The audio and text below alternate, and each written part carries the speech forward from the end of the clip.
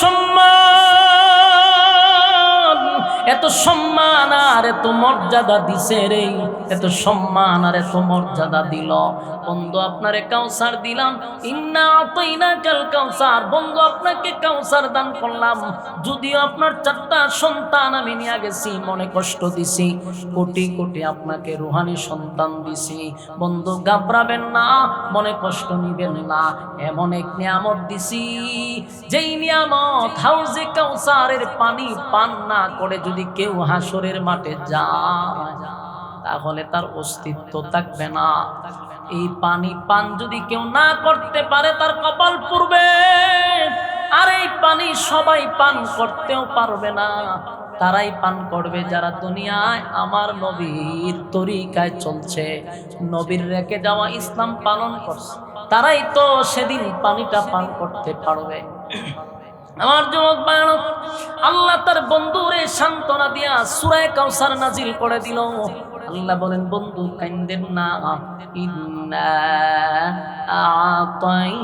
আতাইনাকাল কাউসার ফাসাল্লি লিরাব্বিকা ওয়ানহার।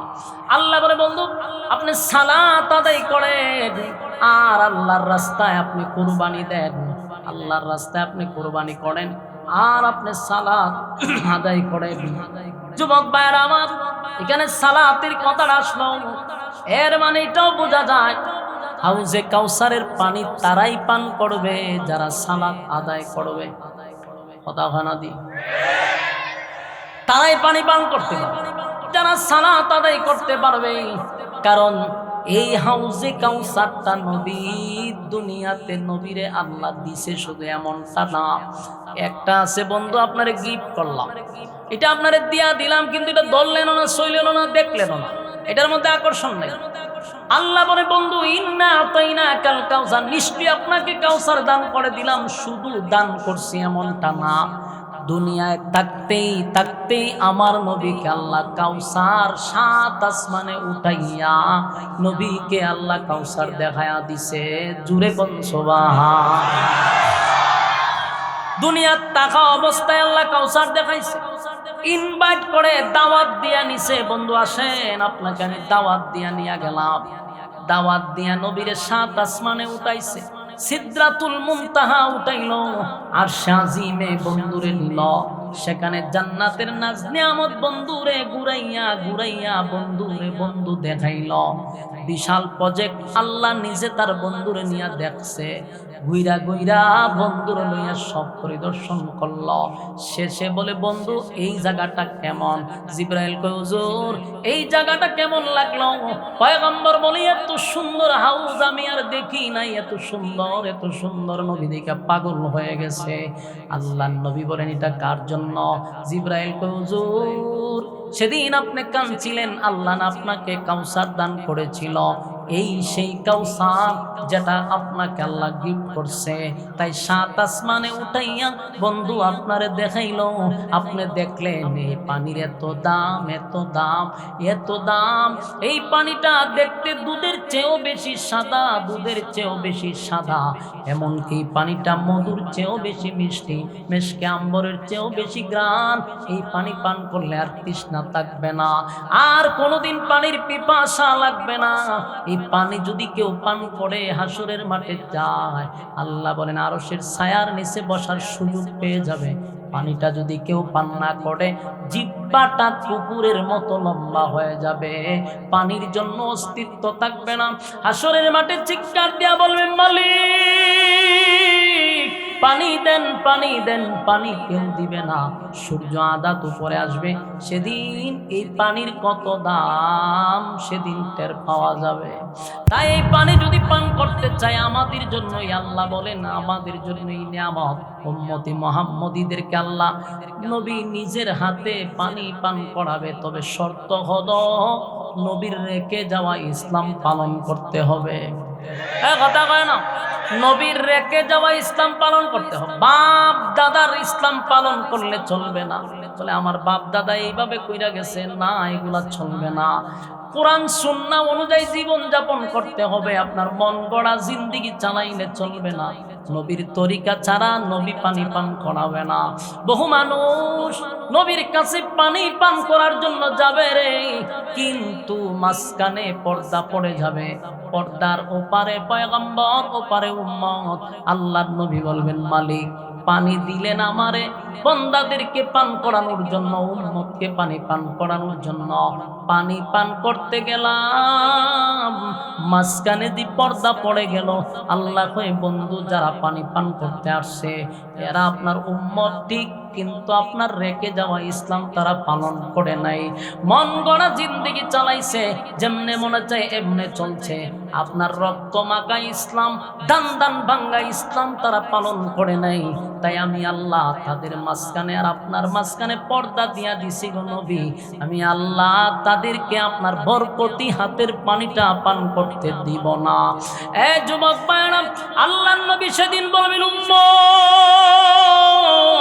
আমি না দান দান ভেঙ্গে তোদেরকে ইসলাম রেখে আসলাম, ধান দান ভাঙ্গা ইসলাম, রক্ত মাখা ইসলাম তোদের কাছে আমানত রেখে আসছিলাম। কেন রে আমার ইসলাম পালন করলি না? মন গড়া ইসলাম কেন পালন করলি?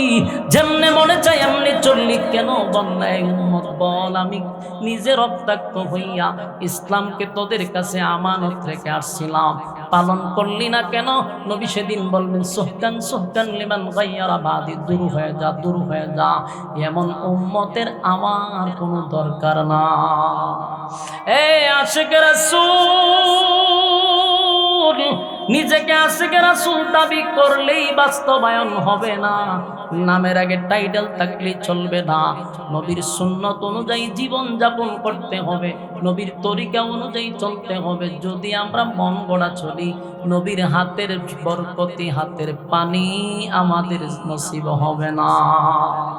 আল্লাহ রাব্বুল আলামিন বলেন, জিবরাইল আমার বন্ধু একা একা খানায় কাবার সামনে বসে কান্দে।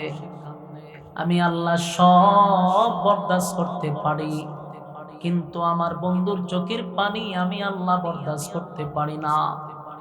জিজ্ঞাসা করো, বন্ধুর মনের মধ্যে কি এমন ব্যথা রে? বন্ধুর চোখ বেয়ে বয়ে পানি পড়ে। বলুন তো দেখি, আমার আল্লাহ জানেনি? আল্লাহ জানে, মালিক জানে বন্ধু কেন কান্দে। কিন্তু এরপর জিবরাইলকে পাঠাইয়া বলতে লাগলো, আমার বন্ধুরে জিজ্ঞাসা করো, বন্ধু কেন কান্দে, কোন কারণে কান্দে? জিবরাইল আলাইহিস সালাতু ওয়াস সালাম পয়গম্বরের সামনে এসে বলেন, নবী গো, আপনার চোখের পানি আল্লাহ যে বরদাস্ত করতে পারে না। কেন কান্দেন পয়গম্বর, আপনি কেন কান্দেন? আল্লাহ জিজ্ঞাসা করছে। আল্লাহর নবী বলেন, জিবরাইল, আমার কান্নার কারণ আমার মালিক জানে রে, এরপরও কেন মালিক আমারে জিজ্ঞাসা করে? আল্লাহ বলেন, বন্ধু আমি জানি, তারপরেও আপনি বললে আমি আল্লাহর ভালো লাগে। আপনি আমার বন্ধু, আপনি বললে আমার কাছে ভালো লাগে। আমি জানি কেন কান্দেন, বলেন আপনার জবান দিয়ে আমি শুনি। নবীজি কান্দে আর বলে, মালিক আপনিই তো নিষেধ করলেন এই মাক্কি জিন্দেগির কোনো একটা কারণেও যেন প্রতিবাদ না করি। একতরফা এক চাটিয়া আমি যেন মার খাইতে আসি। আমার সাহাবায়ে কেরাম নির্যাতিত, নির্যাতনের স্টিম রোলার চাপায়া দিছে। এত নির্যাতন আল্লাহ আমার চোখের সামনে যখন দেখি, আমার সাহাবীদেরকে আগুনের মধ্যে তারা শোয়া রাখছে, জ্বলন্ত কয়লার মধ্যে শোয়া রাখছে, আমি নেতা হিসাবে বরদাস্ত করতে পারি না। আল্লাহ এখানে শেষ না, আমার সবচেয়ে প্রিয়তমা সুখের কথা দুঃখের কথা যার কাছে আমি বলতাম, আমার কলিজার টুকরা প্রিয়তমা খাদিজা দুনিয়া থেকে বিদায় হয়ে গেল। আমার এই জন্য কষ্ট লাগে না। আপনি আমার এই নিয়ামত দিছিলেন, আপনার দেওয়া নিয়ামত আপনি নিয়ে গেছেন, আমার কোনো কষ্ট নেই। সাহাবায়ে কেরাম ঈমানের জন্য মাইর খায়, রক্তাক্ত হয়, এই জন্য আমার কষ্ট হয় না। আপনি বলছেন যদি তারা এই হালতে দুনিয়ার থেকে বিদায় হয়, শাহাদাত বরণ করে, আপনি জান্নাতুল ফিরদাউস তাদেরকে দান করবেন। তাই আমি এই জন্য কান্দি না মালিক। একে একে আমি নির্যাতিত নিপীড়িত, আমার চাচাও মারা গেল, তাতেও আমার কষ্ট লাগে নাই। আমি নিজে মার খাইছি, রক্তাক্ত হয়েছি, আঘাতের চিহ্নগুলা শুকায় নাই। আমার এত মার মারছে, আমি এই জন্য কান্দি না, আমার কোনো কষ্ট নাই। আল্লাহ আপনি আমার 4টা ছেলে দিলেন, একে একে একে একে আমার 4 সন্তানকে আপনি নিয়ে গেলেন। একজন বাবার কাঁধে সন্তানের লাশ বহন করা সহজ নয় রে, এত সহজ নয়। সন্তান বাবার লাশ কাঁধে নিতে পারে, কিন্তু বাবা সন্তানের লাশ কাঁধে নিতে পারে না, এটা বাবার জন্য বড় ভারী হয়। সন্তানকে বাবা নিজের হাতে কবরে নামাইতে পারে না, বাবার জন্য বড় কষ্ট হয় রে। কিন্তু সন্তান বাবার লাশ কবরে নামাইতে পারে, কিন্তু বাবা সন্তানের লাশ নামাইতে পারে না, এটা বাবার জন্য বড় কষ্ট। বাবার জায়গায় যদি মা হইতো, মা জায়গা তিষ্ট করে মারা যেত। এই জন্য বাবার কাঁধে সন্তানের লাশ, এটা বড় কষ্টের।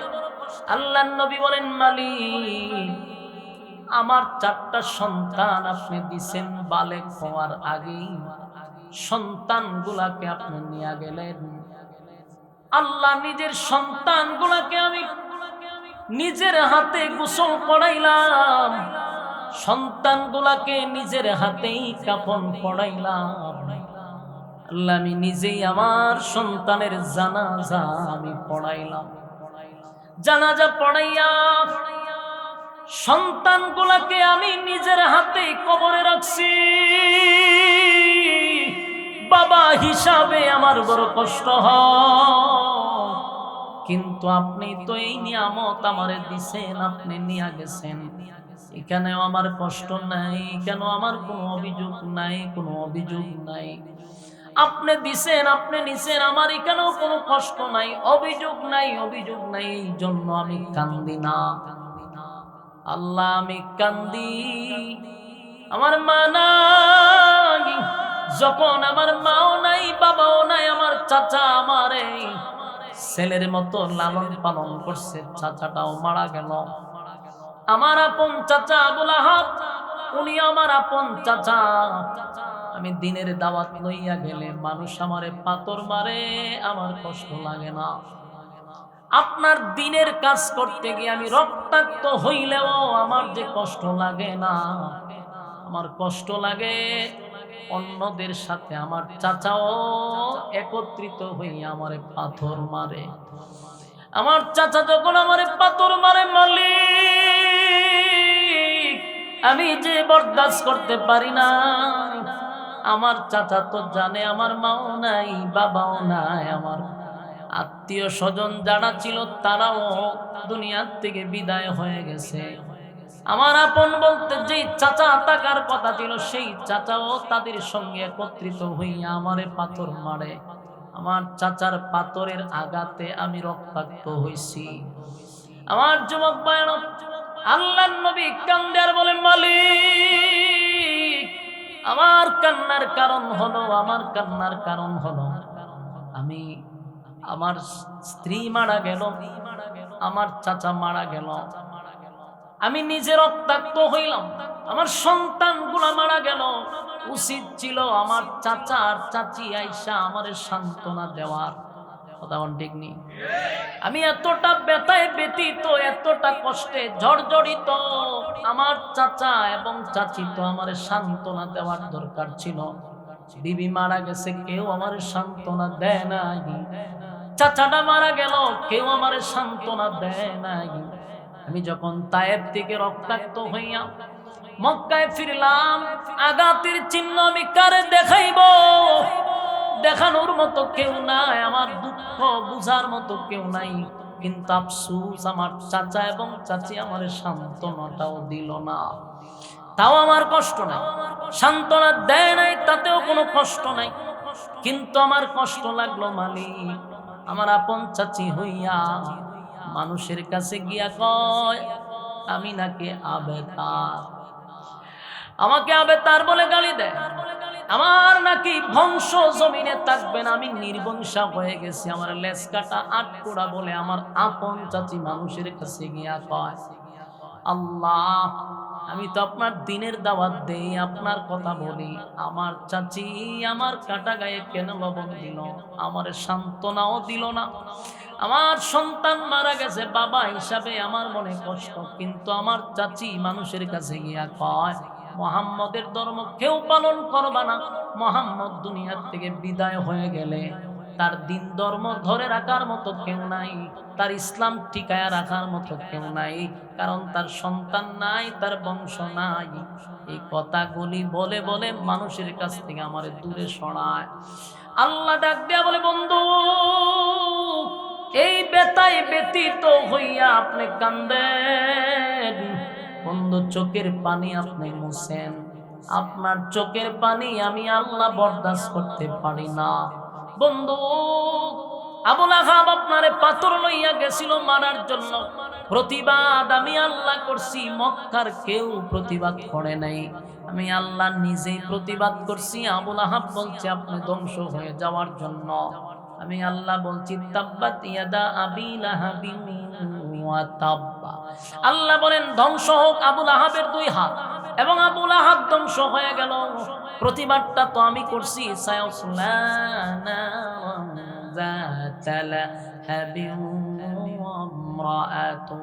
আবুল আহাব বেশি বেশি বেশি করে তার মাল এবং সন্তান নিয়ে গর্ব করত, সন্তানের বাহাদুরি করত, আওলাদের বাহাদুরি করত, টাকার বাহাদুরি করত। আমি আল্লাহ বলছি আবুল আহাব তোর মাল আওলাদ দুটাই কোনো কাজে আসবে না, আসে নাই।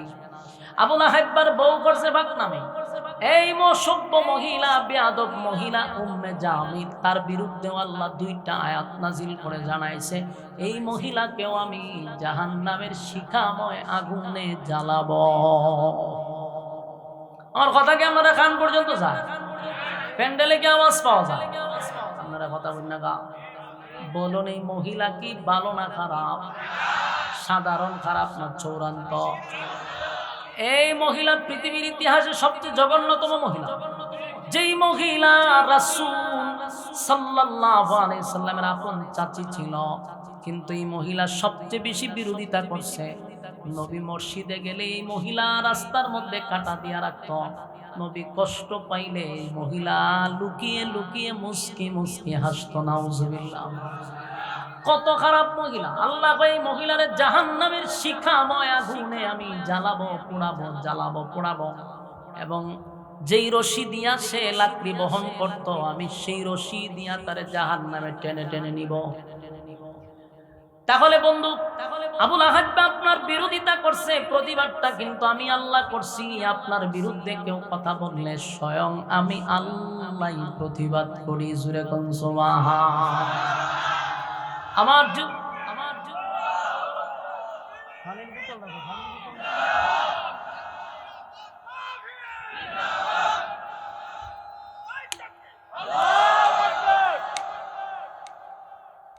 যতবার বিরোধিতা করছে, প্রতিবাদ কে করছে? এজন্য সাবধান, নবীর অপমাননা হয় এমন কোন কাজ যেন আমাদের দ্বারা না হয়। যুদ্ধ আল্লাহ নিজে ঘোষণা করছে। যতবার নবীর বিরুদ্ধে কেউ কথা বলছে, প্রতিবাদ স্বয়ং আল্লাহ নিজে করছে। আল্লাহ নবীর সান্ত্বনা দেয়, বন্ধু কান্দেন না। কেন কান্দেন? প্রতিবাদ আমি আল্লাহ আপনার পক্ষে হইয়া করছি, কান্দেন না।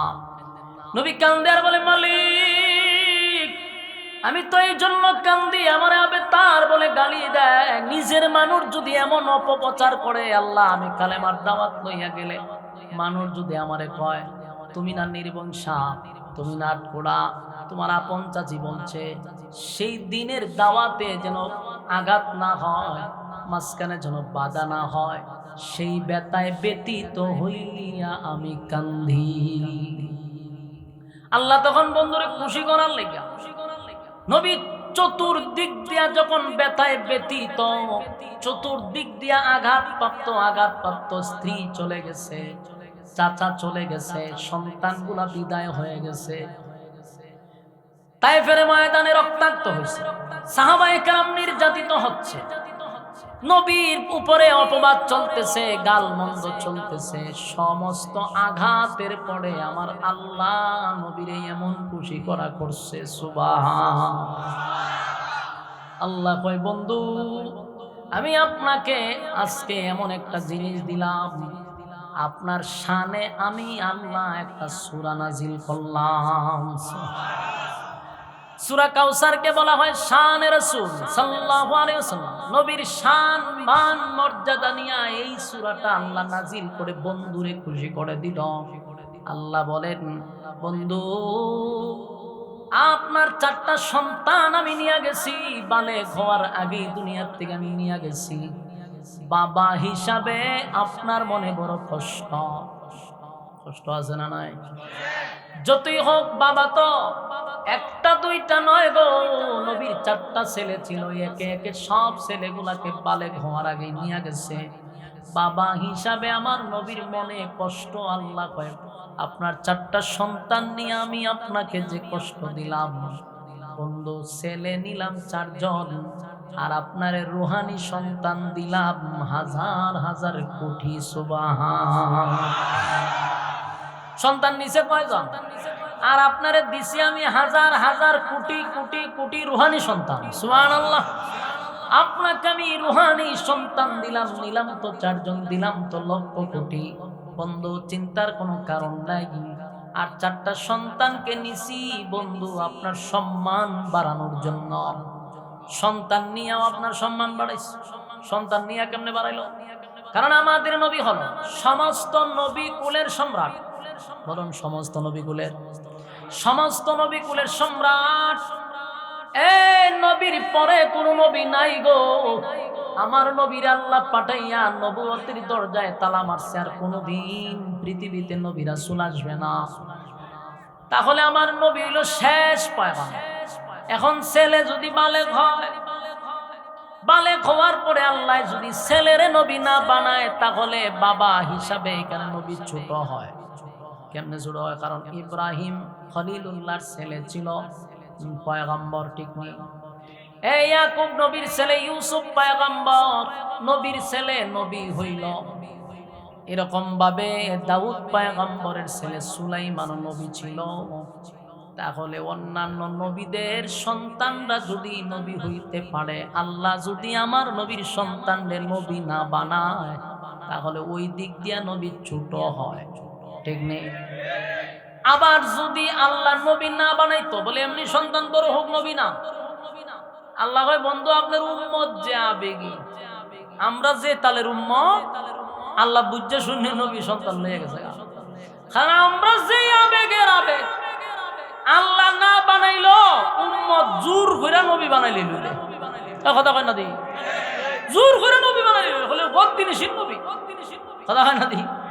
আমরার দেশে দেখবেন বহু ফির আছে, ফির ভালো হয় কিন্তু ফুলা বালা না। এটা আলেমও না, কিচ্ছু না, কিন্তু যে বাপ পিরাসিন মুরিদানটা জোর কইরা চেয়ারে বসে হোক বদ্দিনশীল ফির। বাপের পরে ফুলা হয়ে যাবে ফির, এতে দাড়ি থাকুক বা না থাকুক। তোমার কথা কয় না দি? আপনারা ঠিক কইলো ঠিক, না কইলো ঠিক। কারণ যত বন্ডামি আছে এটা বাউন্ডারির বেশি, যত বালা আছে ও বাউন্ডারি, যত খারাপ এও বাউন্ডারি। বাংলাদেশের সবচেয়ে বড় বন্ড যতগুলা মার্কা মার্কা সব বাউন্ডারি। আবার সবচেয়ে বড় বড় আলেমদের জন্ম এই ব্রাহ্মণবাড়ি। তাহলে যেখানো মুসা এখানে ফেরাও। কথা কয় না দি? তাহলে বহু ফির আছে, দাড়ির বংশ নাই। আমি আমার নিজের চোখে দেখছি ভাই, যদি মিথ্যা বলি তো হাসরের মাঠে আমার আল্লাহকে জবাব দিতে হবে। চোখে যেটা দেখছি এটা কেন অস্বীকার করতাম? আমি নিজের চোখে দেখছি। আমি ছোটবেলায় তারাবি ভরাইতাম এক জায়গায়, তুই এক বাড়িতে লজিক আছে, এটা অনেকবার কইছি, শুধু বুঝাইতে গিয়ে আবার কথাটা আয়। তুই গানে গেছি পর আমি দেখি এক ফির সাহেব আইছে। ফির সাহেবের সকাল থেকে আমি দেখতেছি, এটা যে ফির আমার কল্পনাতেও নাই। তো লজিং বাট আমার হইতে হুজুর আপনি রুম ডাস্কা ছাইরা দিও, আমরা ফির সাহেব বলবো। আমাকে চাইলে আমার জানেন কোমা সকালে দিয়েছে, সকালে যে কো ফির কো কি থাকো, আমি অনেকে সালাম কালাম করছি না, হ্যাঁ আমার দম কাটে শুরু করছে। ও সালাম কালাম করে করলাম না। তোরা আমি গেছি কি ফির তো বেড়া দাঁড়ে ঘুরতেছে, আমি ফির তো না, আমি তো কল্পনা করতে পারতেছি না। পরে আমি পাইছি না তো এটা আমার এমন চেঁচানি মারছে। পরে গেলাম, আমি নানছেন কইলা কিতা, আমি মাথা দাঁত দিয়ে হার দাড়ি নাই, সুইস পাজামা, সুইস পাজামা মেরে চিন্তিনি। আহারে কেমনে বুঝাইতা, চিকন একটা পায়জামা আছে, টিপ পুতাং নিচে দিয়ে আমি লাগাইতে চিকন চিকন শয়তানের মতো দুইটা ভাও লড়াচড়া ভাও দেখছুন। ইজাত ইজাত পাজামা দেখছুন নি, জামায়া লাগায় বিয়ার সময় সুইস পাজামা, নিচে দিয়ে দেখবেন দুইটা বুতাং আছে, ওই টাকনুর নিচে লাগায় তারা এরকম পায়জামা পড়ছে। আমার পুরো চোখ বাস্তাতে তার চেহারা একেবারে ফাতলা, আমার মতো পাঞ্জাবি এরকম এমব্রয়ডারি টুম্বয়ডারি করা, পুরা বোঝা যায় যেমন বার্ষিকতে ফুলা বানাইছে, এমন সুন্দর স্মার্ট। দাড়ি নাই, কিচ্ছু নাই, সাদা পাঞ্জাবি লাগায় পড়েছে, এটা বলে ভিড়। টাকনুর নিচে তার পাজামা, যেখানে হারাম ওই কারণে পাজামা লাগাই দিয়েছে, বলে ভিড়। আমি কতক্ষণ পরে ব্যাগ তো লইছি, আমার সালাম করে, আসসালামু আলাইকুম, আমার ভাও দিয়ে সালাম, ছোট মানুষ তো ওই সময় আমি আর সালাম টালাম ভাও দিয়ে করছি, আমার ভূমি আয় পড়ছে দেখা, এটা বলে ভিড়। কতক্ষণ পরে দিই বেড টেন্টের পুরা ইরাই কারখানা, কতক্ষণ পরে যায় গিয়ে এইভাবে দিতে পারে, বুক লাগায়, খাও খাওয়াতে দুলা বালুটি বুক লাগায়, মুখ লাগায়, কি যে শুরু হয়েছে তালবাহান। আমার নিজের চোখে এই দৃশ্যটা আমার এখনো বাসে। এটা যদি ভিড় হয়, এই বেড়া ও আমার দিকে বেড়া ও ব্যাক করে গেছে। কারণ একটা কথা ইয়াদ রাখবেন, কওমি মাদ্রাসার ফুলাবান শুরু হোক আর বড় দেখলে বোঝা যায় যে কওমি মাদ্রাসা করছে, এটা আপনারা বিশ্বাস নেই। আমি তো বেদাতি এলাকাত পড়ছি ঠিক আছে, কিন্তু দেখতে তো আমরা বোঝা যায় আমরা যে মাদ্রাসা পড়ছি, হে তো বুঝতে লাইছে। আমি জানি সালাম খালাম করি না ভাও দিরা, আমরা তো দেখছি না শিখছি না, হ্যাঁ বুঝতে লাইছি। নামাজের সময় ওই আমার যে লজিং বেড়া একটা মেম্বার কবি সব দিন নামাজ পড়াইতো, ইয়া মাহবুদ এতে কি নামাজ পড়াইব, হেরে দিত নামাজ, হেও বুঝতে লাইছে আমার ঠেলায়, হ্যাঁ এ আমার ঠেলায়, আমি ঠেলা দিতাম, ঠেলা লাগেছে সামনে, মানে হেরে দিয়ে বিজয় নামাজ হলো, নামাজ হতো না, এর লক্ষণ খারাপ। হে কিতা নামাজ পড়াইব। এরপরে দেখেন ঘটনা, লাস্টে বিতিলের সময়, ফরজ নামাজ হয়, বিতিল নামাজের সময় এরে দিছে, মানে লাস্টে মোনাজাত এখন এর তেলাওয়াত তুই না, আমি একটা ব্যাক করে দিয়েছি সূরা ফাতিহা মানে অন্তত প্রতিটা হরফে হরফে তার বলবে। কিন্তু পরে আমি জিগাইলাম লজিং বেটার ছেলেরে যে কেমনে কোন অ্যাঙ্গেলে ফিরেছে রে, ভিড়টা তো আমার বয়স একটু বড়, কলেজে পড়ে, আমার বয়স তার বাপ আছেন ফির, তাই ফির না, তবে গদ্দিনীশীল এখন উনিও বর্তমানে আছে। ও এরপর শুনলাম যে গদ্দিনীশীল ফিরও আছে, মানে বাপের পরে ফুলও ফির হয়, ইতা আসেনি। এরা মনে করছে উজুরে মনে তেমনি তো, আরে আমি নিজের চোখে দিকে কইছি, কেমনে বিশ্বাস করাইতাম। ফিরের ফুলার দাড়ি নাই, নামাজ নাই, কিচ্ছু নাই, এখন বাপ নাই, ফির আগে ধরে রাখতে হে লেগে বানাইছে জোর করে মরিদানে, হে ওই ফির বাপরে যা সম্মান করতেন হেতরই সম্মানই করে। তে আমরা এই জাতি যেখানে ফিরের ফুলারে ফির বানাইলে, দাড়ি তা হোক বানাতা হোক, সূরা ফাতিহা পড়তে পারুক বানা পারুক, ফির বানালিছে। তে নবীর ফুলা ছেলে যদি বাচ্চা থাকতো, ই উম্মতে কিতা করলো, কথা কই না দি জোর কইরা নবী বানাইলে লইলে, বাপরে বাপ, বাপরে যে আবেগ আমরা, আল্লাহ আমি জানি লক্ষণ খারাপ। এর লিগা প্রতিটা ছেলেকে বালেগ হওয়ার আগে দুনিয়াতে নিয়ে গেছে। বলুন এই যে নিয়ে গেছে, নবীর সম্মান কমানোর জন্য না বাড়ানোর জন্য? নবীর সম্মান বাড়ানোর জন্য আল্লাহ সন্তান গুলাকে নিয়ে গেছে। প্রশ্ন হইল তাহলে ছেলে দিলই কেড়ে আর নিলই কেড়ে, কষ্টটা দিল কেড়ে? এমনি আরববাসী কয় নবীর আবে তার করে গালি দেয় আটকুড়া, আর যদি ছেলে না থাকতো তাহলে তোরা ডুল বাজাই লইলে, কথা কয় না? এর লেগে আল্লাহ রাসূলকে ছেলেও দিছে। আমি কি মোমে শিখাইছি বাস করতাম? লক্ষণটা এরকমই কয়, আমরা না বলে বাউন্ডারির মানুষ, আপনারা আওয়াজ করো, গুতাইতে গুতাইতে কতক্ষণ আমি আওয়াজ আনো, আওয়াজ দে, আওয়াজ দিলে আওয়াজ বাইরে। আপনারা যে বহু চুপটা হেন, আমি কেমনে বুঝুন যে আমার কথা বুঝতে যাই? একটা আওয়াজ দিও। নবীর সন্তানগুলি ছেলেও দিছে মেয়েও দিছে, শুধু ছেলে দেয় নাই, শুধু মেয়ে দেয় নাই, ছেলেও দিছে মেয়েও দিছে, যেন বেঈমানরা কথা না বলতে পারে। মারা যাওয়ার পরে অনের পরও নবীর বিরুদ্ধে অপবাদ দেয় যে নবী আটকুড়া, নাউজুবিল্লাহ। আল্লাহ বন্ধুরে বুঝাইতেছে, আপনার মনে যে কষ্ট এটা আমি জানি। আল্লাহ বলে বন্ধু, যদি আপনার ছেলেগুলাকে আমি আপনার সম্মান বাড়ানোর জন্য নিয়ে গেছি বন্ধু, এর পরেও বাবা হিসাবে নিজের হাতে সন্তানগুলিকে গোসল করাইছেন, সন্তানগুলিকে কাপন পরাইছেন, সন্তানের জানাজা নিজেই পড়াইলেন, নিজেই কবরে লামাইয়া দাফন কাফন করলেন।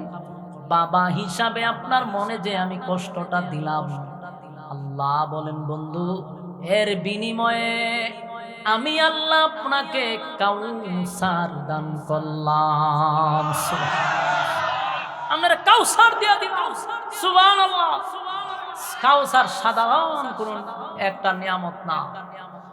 আল্লাহ বলে বন্ধু ইন্না আ'তাইনাকাল কাউসার, আল্লাহ বলে নিশ্চয় আপনাকে আমি কাউসার দান করে দিলাম। এই কাউসার সাধারণ কোন নিয়ামত না। আল্লাহ বলে বন্ধু আদম থেকে নিয়া ঈসা রূহুল্লাহ পর্যন্ত কত নবী রাসূল দুনিয়াতে আসলো রে, কত নবী রাসূল আসলো। ইব্রাহিম খলিলুল্লাহ আল্লাহর বন্ধু উপাধি পাইছে, কিন্তু রব্বে কারীম ইব্রাহিম খলিলুল্লাহকে কাউসার দান করে নাই। আদম পয়গম্বর সফিউল্লাহ প্রথম নবী প্রথম মানুষ কিন্তু কাউসার দান করে নাই। এত কান্না কাঁদছে আদম নবী, আল্লাহ কাউসার দেয় নাই। নূহ পয়গম্বর কানতে কানতে নামি হইল নূহ পয়গম্বর কানলে ওয়ালা নবী, এইটা বেশি বেশি পয়গম্বর উনি কানতেন। আল্লাহ কয় এত কান্নার পরেও কাউসার দেই নাই। আল্লাহ বলেন মুসা কালিমুল্লাহ, মুসা আল্লাহর সঙ্গে কথা বলতো, এত সম্পর্ক থাকার পরেও আল্লাহ ঈসা আলাইহিস সালাতু ওয়াস সালামকে আল্লাহ কাউসার দেয় নাই। আল্লাহ বলে বন্ধু আপনাকে কাউসার দিলাম গো, এই কাউসার সাধারণ কোনো নিয়ামত নয়, এই কাউসার সাধারণ কোনো নিয়ামত নয়। এই কাউসারের কত দাম কত দাম কত দাম, এটা হাসরের মাঠে বোঝা যাবে। সুবহানাল্লাহ। এই কাউসারের এত দাম, এক পেয়ালা পানি যদি কেউ একবার পান করতে পারে 50,000 বছরের ভিতরে বান্দা বান্দির আর কোনোদিন পানির পিপাসা লাগবে না। একটা জবান বন্ধ রাখবেন, আল্লাহু আকবার। আরো জোরে কোন আল্লাহু আকবার। এই ইমানের আওয়াজ দিয়ে বল আল্লাহু আকবার। আল্লাহ তাআলা তার বন্ধুর এত সম্মান আর এত মর্যাদা দিছে রে, এত সম্মান আর এত মর্যাদা দিল। বন্ধু আপনারে কাউসার দিলাম, ইন্না আতাইনাকাল কাউসার, বন্ধু আপনাকে কাউসার দান করলাম। যদিও আপনার 4টা সন্তান আমি নিয়ে গেছি, মনে কষ্ট দিছি, কোটি কোটি আপনাকে রুহানি সন্তান দিছি। বন্ধু ঘাবড়াবেন না, মনে কষ্ট নিবেন না, এমন এক নিয়ামত দিছি যেই নিয়ামত হাউজে কাউসারের পানি পান না করে যদি কেউ হাসরের মাঠে যায় তাহলে তার অস্তিত্ব থাকবে না।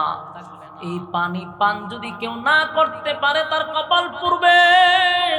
আর এই পানি সবাই পান করতেও পারবে না, তারাই পান করবে যারা দুনিয়ায় আমার নবীর তরিকায় চলছে, নবীর রেখে যাওয়া ইসলাম পালন করছে, তারাই তো সেদিন পানিটা পান করতে পারবে।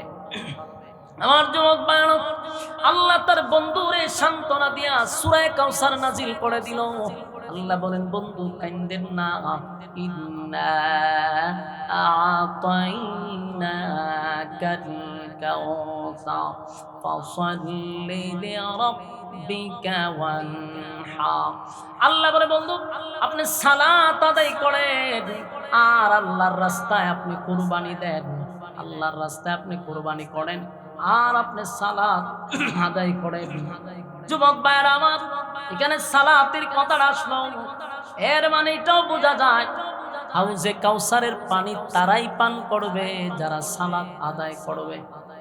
কথা হয় না দি, তারাই পানি পান করতে পারবে যারা সালাত আদায় করতে পারবে। কারণ এই হাউজে কাউসারটা নবী দুনিয়াতে নবীরে আল্লাহ দিছে, শুধু এমনটা না, একটা আছে বন্ধু আপনারে গিফট করলাম, এটা আপনারে দিয়া দিলাম, কিন্তু এটা ধরলেন না, সইলেন না, দেখলেন না, এটার মধ্যে আকর্ষণ নাই। আল্লাহ বলে বন্ধু ইন্না আতাইনাকাল কাউসার, নিশ্চয়ই আপনাকে কাউসার দান করে দিলাম, শুধু দান করছি এমনটা না, দুনিয়ায় থাকতেই থাকতেই আমার নবীকে আল্লাহ কাউসার 7 আসমানে উঠাইয়া নবীকে আল্লাহ কাউসার দেখায়া দিছে। জুরে কোন সুবহান। দুনিয়ার থাকা অবস্থায় আল্লাহ কাউসার দেখাইছে, ইনভাইট করে দাওয়াত দিয়া নিছে। বন্ধু আসেন, আপনাকে আমি দাওয়াত দিয়া নিয়া গেলাম। দাওয়াত দিয়া নবীরে 7 আসমানে উঠাইছে, সিদরাতুল মুনতাহা উঠাইলো, আর শাজিমে বন্ধুরে নিল। সেখানে জান্নাতের নাজ নিয়ামত বন্ধুরে ঘুরাইয়া ঘুরাইয়া বন্ধু দেখাইল। বিশাল প্রজেক্ট আল্লাহ নিজে তার বন্ধুরে নিয়া দেখছে। ঘুইরা ঘুইরা বন্ধুরে লইয়া সব পরিদর্শন করল। শেষে বলে, বন্ধু এই জায়গাটা কেমন? জিবরাইল কয়, হুজুর এই জায়গাটা কেমন লাগলো? পয়গম্বর বলে, এত সুন্দর হাউস আমি আর দেখি নাই, এত সুন্দর নবী দেখে পাগল হয়ে গেছে। আল্লাহর নবী বলেন, এটা কার জন্য? জিবরাইল কয়, হুজুর সেদিন আপনি কাঁদছিলেন, আল্লাহ না আপনাকে কাউসার দান করেছিল, এই সেই কাউসার যেটা আপনাকে আল্লাহ গিফট করছে। তাই 7 আসমানে উঠাইয়া বন্ধু আপনারে দেখাইলো। আপনি দেখলেন এই পানির এত দাম, এত দাম, এত দাম। এই পানিটা দেখতে দুধের চেয়েও বেশি সাদা, দুধের চেয়েও বেশি সাদা। এমনকি পানিটা মধুর চেয়েও বেশি মিষ্টি, মেশকে আম্বরের চেয়েও বেশি গ্রান। এই পানি পান করলে আর তৃষ্ণা থাকবে না, আর কোনোদিন পানির পিপাসা লাগবে না। এই পানি যদি কেউ পান করে হাসরের মাঠে যায়, আল্লাহ বলেন আরশের ছায়ার নিচে বসার সুযোগ পেয়ে যাবে।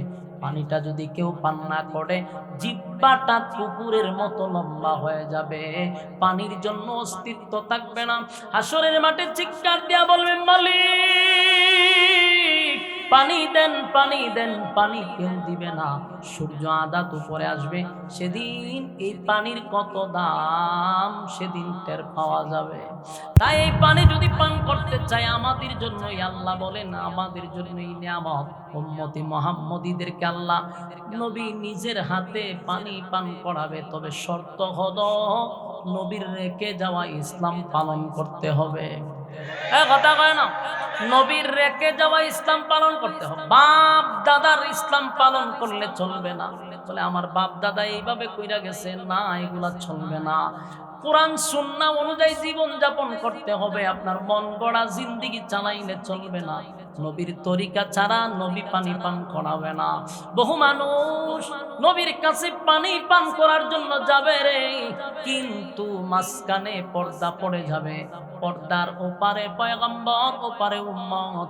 আল্লাহর নবী বলবেন, মালিক পানি দিলেন আমারে বান্দাদেরকে পান করানোর জন্য, উম্মতকে পানি পান করানোর জন্য। পানি পান করতে গেলাম, মাঝখানে দি পর্দা পড়ে গেল। আল্লাহ কয়, বন্ধু যারা পানি পান করতে আসছে এরা আপনার উম্মত ঠিক, কিন্তু আপনার রেখে যাওয়া ইসলাম তারা পালন করে নাই। মন গড়া জিন্দেগি চালাইছে, যেমনে মনে চায় এমনে চলছে। আপনার রক্ত মাখা ইসলাম, দান দান ভাঙ্গা ইসলাম তারা পালন করে নাই। তাই আমি আল্লাহ তাদের মাঝখানে আর আপনার মাঝখানে পর্দা দিয়া দিছি গো নবী। আমি আল্লাহ তাদেরকে আপনার বরকতি হাতের পানিটা পান করতে দিব না। এ যুবক ভাইরা, আল্লাহর নবী সেদিন বলবেন, উম্মত আমি না দান দান ভেঙ্গে তোদেরকে ইসলাম রেখে আসলাম, ধান দান ভাঙ্গা ইসলাম, রক্ত মাখা ইসলাম তোদের কাছে আমানত রেখে আসছিলাম। কেন রে আমার ইসলাম পালন করলি না? মন গড়া ইসলাম কেন পালন করলি? যেমনে মনে চাই এমনি চললি কেন? বন্যায় উম্মত বল, আমি নিজে রক্তাক্ত হইয়া ইসলামকে তোদের কাছে আমানত রেখে আসছিলাম, পালন করলি না কেন? নবী সেদিন বলবেন, সুহকান সুহকান লিমান গায়্যারা বাদি, দূর হয়ে যা, দূর হয়ে যা। এমন উম্মতের আমার কোনো দরকার না। এ আশিক রাসূল, নিজেকে আশিক রাসূল দাবি করলেই বাস্তবায়ন হবে না। নামের আগে টাইটেল থাকলে চলবে না। নবীর সুন্নত অনুযায়ী জীবন যাপন করতে হবে, নবীর তরিকা অনুযায়ী চলতে হবে। যদি আমরা মন গড়া চলি, নবীর হাতের বরকতি হাতের পানি আমাদের নসিব হবে না।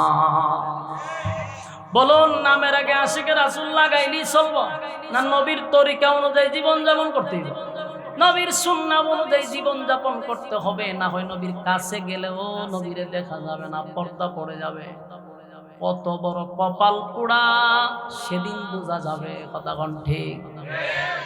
আমার যুবক ভাইরা, আল্লাহ বলে বন্ধু 4 সন্তান নিয়ে গেলাম, হাউজে কাউসার দান করলাম, 4টা সন্তান নিয়ে আপনার যে কষ্ট দিলাম, আমি আল্লাহ আপনারে কোটি কোটি কোটি হাজার কোটি রুহানি সন্তান দিয়া দিলাম। মক্কার কাফেররা বলেন আপনি দুনিয়ার থেকে বিদায় হয়ে গেলে আপনার নাম নেওয়ার মতো কেউ থাকবে না, আপনি চলে গেলে আপনার নাম কেউ তুলবে না, বলবে না, ডাকবে না। এই যে তারা বলল, আপনার বিরুদ্ধে কেউ কথা বললে প্রতিবাদ করার কেউ থাকবে না। এই জন্য আল্লাহ বলেন না বন্ধু না, আপনি নির্বংশা কেন হবেন? আল্লাহ নিজেই প্রতিবাদ করছে। পরের আয়াতে বলেন ইন্না শানিআকা হুয়াল আবতার। আল্লাহ বলেন নিশ্চয়ই তারা আবেতার, নিশ্চয়ই তারা নির্বংশা, তারা লেজ কাটা, তারা আটকুড়া, আপনি নয়। কারণ তাদের নাম নিশানা পৃথিবীতে থাকবে না। বলুন তো দেখি আজ পর্যন্ত কারো নাম কি আবু জাহেল রাখে, আবু লাহাব রাখে, উতবা উতাইবা কারো নাম রাখছে? তাদের নাম নিশানা জমিনে থাকবে না। আল্লাহ বলেন ইন্না শানিআকা হুয়াল আবতার, তারা আবেতার। দেখেন নবীরে তারা আবেতার বলে গালি দিছে, আল্লাহ নিজেই সূরা নাজিল করে দাঁত ভাঙ্গা জবাব দিয়া বলে নিশ্চয়ই তারা আবেতার, তারা লেজ কাটা, তারা নির্বংশা। ঠিক না? আল্লাহ বলে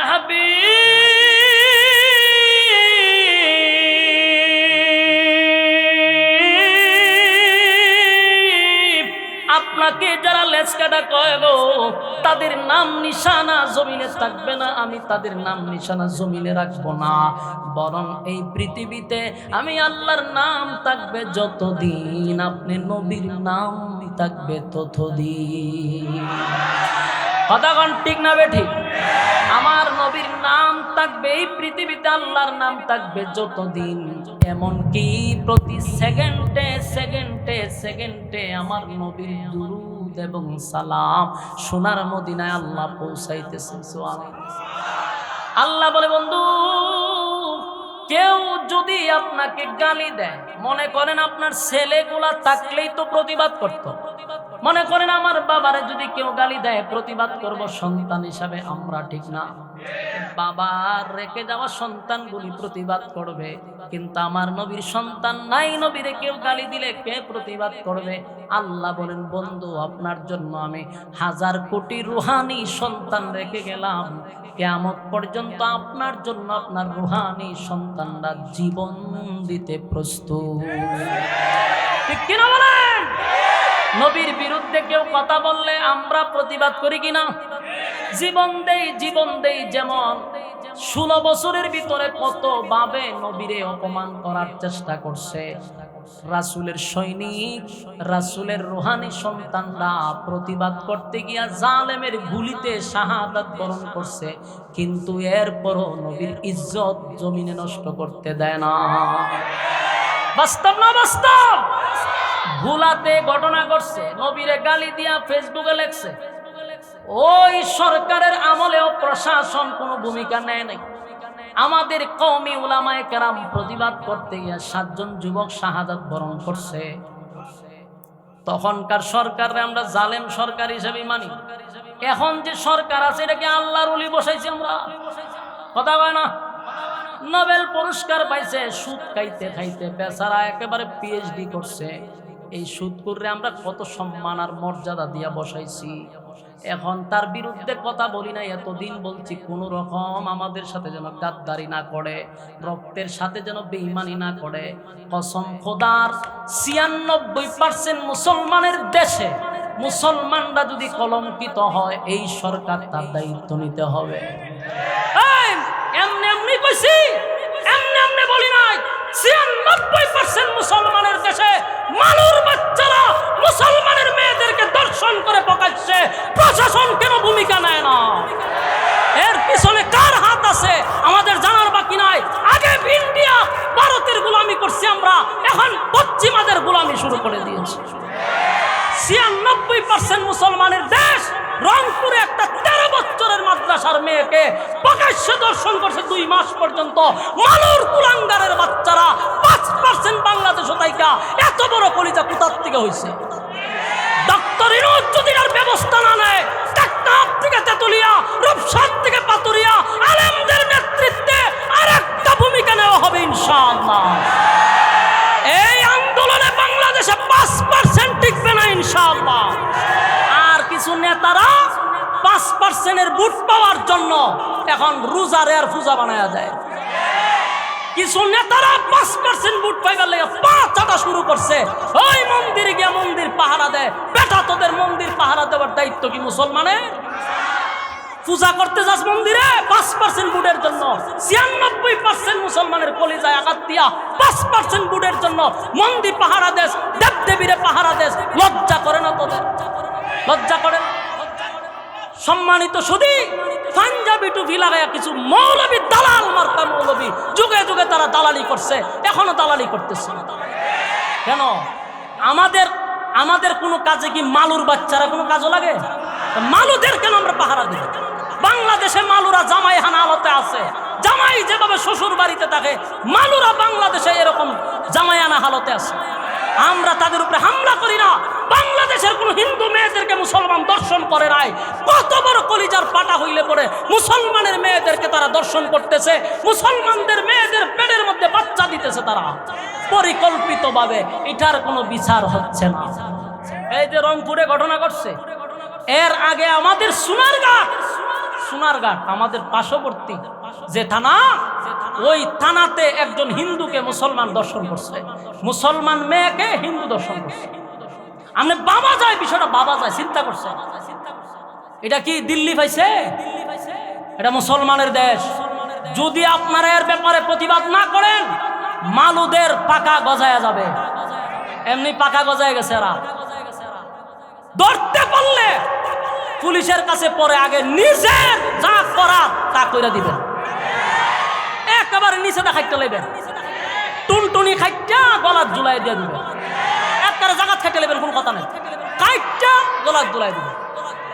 এরা আল্লাহ বাঁচাইছে বাউন্ডারে ঘরে না তো। বাউন্ডারে যদি এরকম মালু বাচ্চা করতো, আগা খাটা যতটি আছে, আগা খাটার বাচ্চা আগা না একেবারে গুড়ি দিয়ে টুনটুনি খাইটা গলাত লাগাই দিবেন। এটার নাম ব্রাহ্মণবাড়িয়া। শয়তানের বাচ্চা গল বাউন্ডারে আয়, কেডা মেডা লইয়া বেরিয়ে দঙ্গা লাগবে। ঠিক নেই? বাউন্ডারি আয় না তো। এই জন্য মাঝে মধ্যে নিজেকে কন্ট্রোল করা যায় না। 96% মুসলমানের দেশে এরকম হচ্ছে। একটা উপদেষ্টা অপদার্থগুলি কোনো কথা বলে না, একটাও কথা বলে না। আরে তোমাদেরও বোঝা দরকার, রক্তের উপরে ভর দিয়া তোমরা দাঁড়ায় আছো। যদি বেয়াদবি করো, রক্তের সাথে গাদ্দারি করো, আজ হোক কাল এর জবাব তোমাদেরও দিতে হবে। ভাবব না দেশের মানুষ প্রতিবাদ করা শিক্ষা গেছে। প্রতিবাদ করা দেশের মানুষ শিখছে। যদি নেক্সট টাইমে তোমরা এই রক্তের সাথে বেয়াদবি করো, গাদ্দারি করো, এর জবাব তোমাদেরকেও দিতে হবে।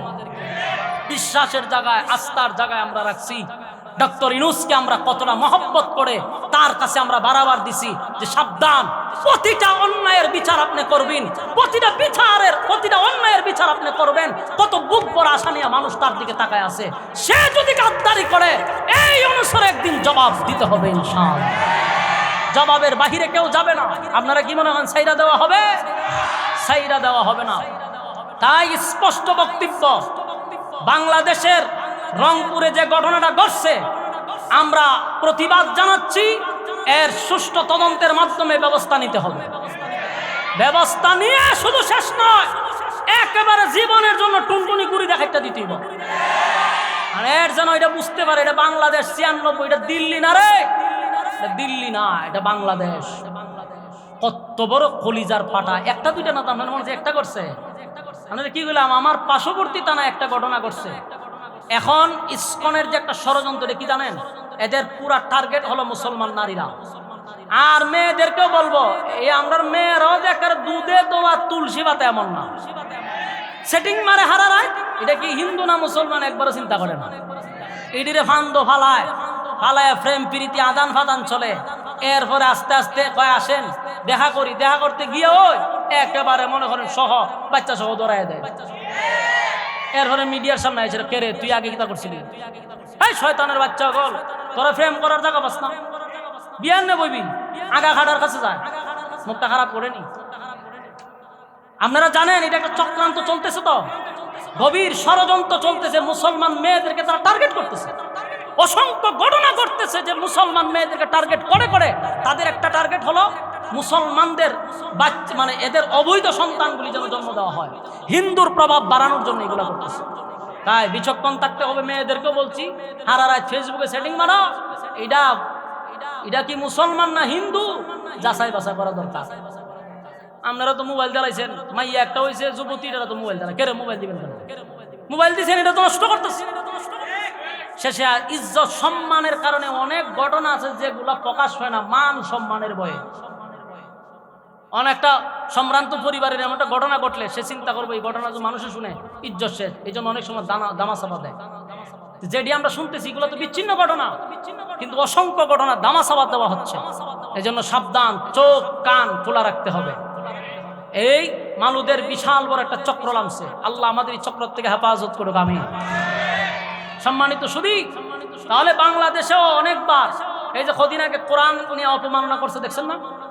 আপনারাই বলেন, কোরআন নিয়ে যে অপমান করলো কি ব্যবস্থা নিছে তার প্রতি? কি বলছে জানেন? কইছে হে পাগল। পাগল হইলে বাইবেল পাওয়ার তোলে রাখে না, গীতা পাওয়ার তোলে রাখে না, বেদ পাওয়ার তোলে রাখে না, কোরআন পাওয়ার তোলে রাখে না, এটা পাগল সাজাই দিছে। রামবামরা বসা, তো এখনকার চেয়ারে রামবাম বসা, এই রামবামরা বুঝাইছে কইটা পাগল। তো পাগল হইলে বাইবেল পাওয়ার তোলে রাখতো, কোরআন শরীফ রাখে কেন? 96% মুসলমানের কলিজা আঘাত দিয়া লাস্টে আমাদেরকে সান্ত্বনা দিবা যে এটা পাগল। বাংলাদেশের একটা রাজনীতিবিদের নিয়ে প্রতিবাদ করছে, কথা কয় না। যারা কয় কোরআন দিয়া দেশ চালাবো তারা প্রতিবাদ করছে, কথা কয় না। যারা কয় আমরা সংবিধান মানি না এরা প্রতিবাদ করছে। কোন মৌলবী করছে?